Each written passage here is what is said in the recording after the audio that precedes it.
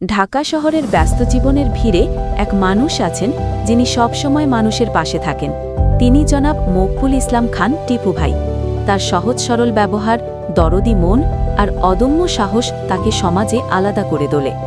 সম্প্রতি তিনি নির্বাচিত হয়েছেন ঢাকা মহানগর দক্ষিণ বিএনপির যুগ্ম আহ্বায়ক।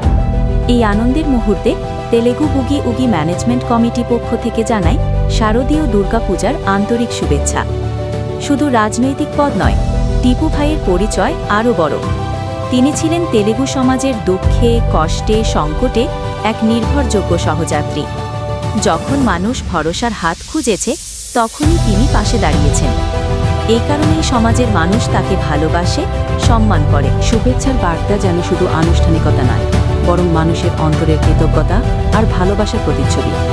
শারদীয় দুর্গাপূজার আলো আর আনন্দের সঙ্গে এই শুভেচ্ছা ছড়িয়ে পড়ুক। টিপু ভাই, আমরা আপনার সঙ্গে আছি, যেমন আপনি সবসময় আমাদের সঙ্গে ছিলেন।